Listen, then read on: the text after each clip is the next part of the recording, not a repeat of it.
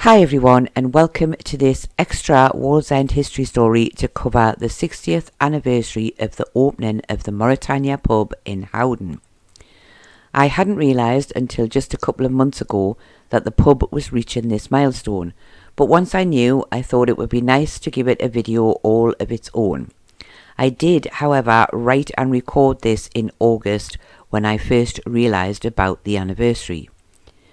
The pub is often just referred to as the Morrie, and I have called it that for years. I do often wonder if we would have called the ship the same thing if it had still been around today, sailing on the seas. The Mauretania Pub was opened on October the 7th, 1963, and yes, it was obviously named after the famous Wallsend ship, the Mauretania, which was built at Swan Hunters in Wallsend, when Swans was still under the leadership of Sir G.B. Hunter. It's safe to say that the builders and designers of the pub certainly made use of the ship theme. It seems that when the owners of the pub were looking for someone to open it, it made sense to them to ask the grandson of Sir G.B. Hunter, Mr. John Hunter, who was then also the chairman of Swan Hunters, to perform the official opening. I have to say, though, that it is also a little strange in some ways that the opening involved the Hunter family, as George Burton Hunter had been a teetotaler almost all of his life and had often campaigned against the evils of drink. He had even opened the Wallsend Cafe in a bid to draw his workmen away from pubs and into a building serving coffee and offering reading rooms and other forms of entertainment. However, John Hunter was more than happy to do the job, and in his short speech on the opening day, he did speak of his grandfather's dislike of drinking. But he also stated that he felt that times had changed very much since his grandfather's day, and that he knew his own workmen would be very likely to visit the new Mauretania Pub. And he said that he himself could not actually say that he had never been into any pubs. The pub is situated on the corner of Denby Avenue and Windsor Drive in what was originally called the Low Willington Farm Estate. However, that name has been slowly lost over time, and most people now just refer to the area as either simply Howdon or High Howdon. There was a really good description of the pub from its opening day in the old newspapers. However, I won't include all the details, as I am sure people don't really need to know what colour the carpets and curtains were in every single area of the pub. The description at the time of the opening and the inside of the pub, etc., was as follows. It was stated that the inside wall next to the entrances to both the buffet and the lounge was covered by a large-scale plan of the Mauretania ship and her various decks.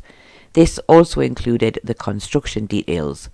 This was just one of the many Mauretania ship-themed things added to the pub's decorations.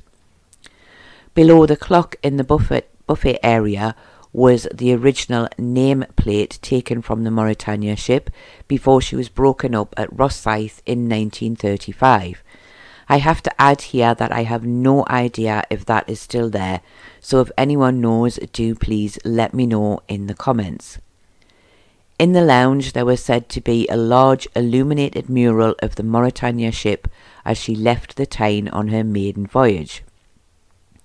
It was said that in 1907 the Mauretania ship was seen as having been designed with previously unheard of luxury, and it was said that in 1963 the Mauretania Pub had been designed with the same kind of luxury in mind.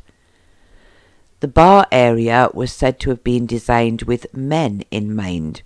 The wall seats were in red with matching bar stools, and the lino-tiled floor had small red squares to complete the design.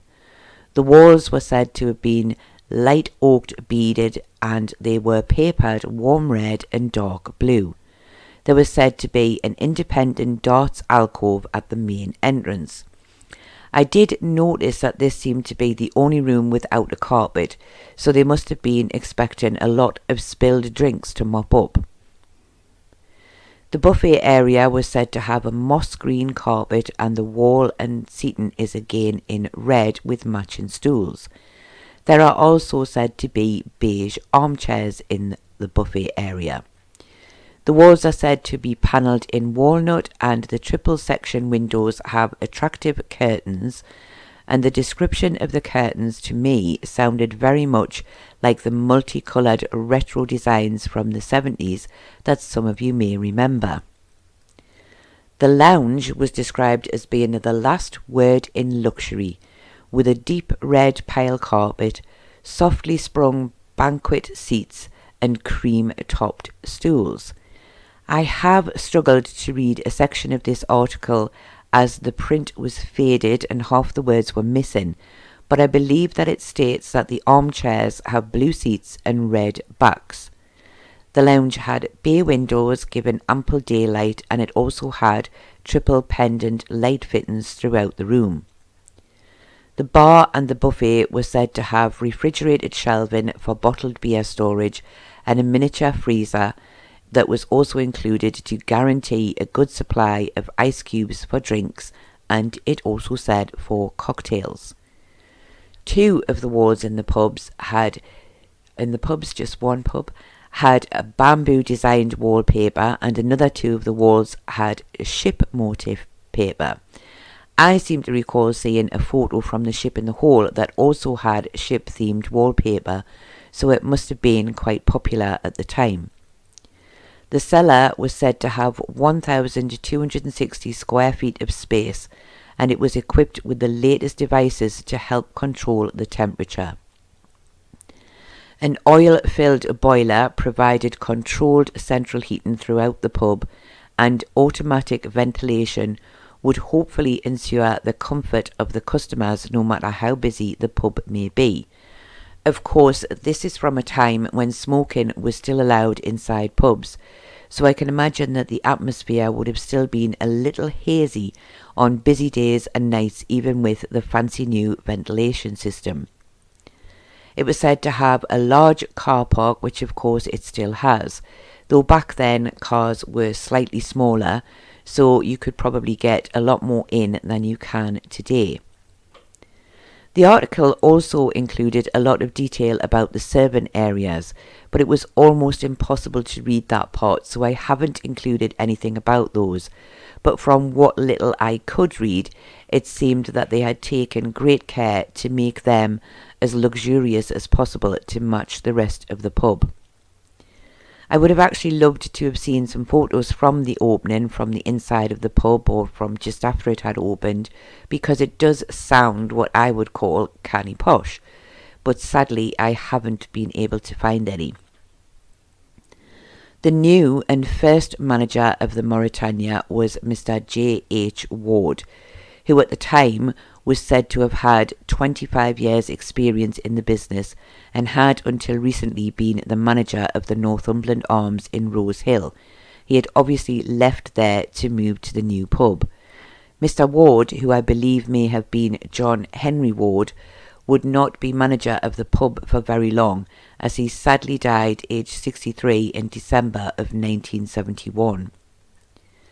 A couple of interesting little stories about the pub over the years are as follows. In 1990, the then landlord Colin Bruce beat 80 other licensees from the northeast area who had been nominated by Chronicle readers to win the title of Publican of the Year.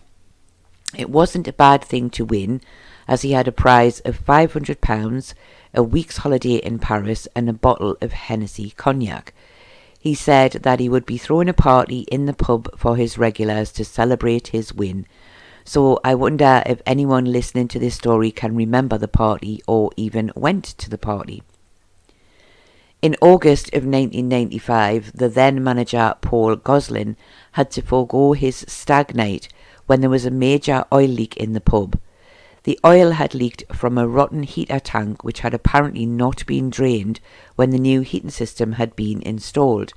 It was said to be quite dangerous, and the pub had to be evacuated, and the firemen had to pump the oil from the cellar for more than 6 hours, and then 8 tons of sand had to be put into the cellar to soak up the remainder of the oil. So instead of enjoying a night out, poor Paul was mopping floors until 3 in the morning.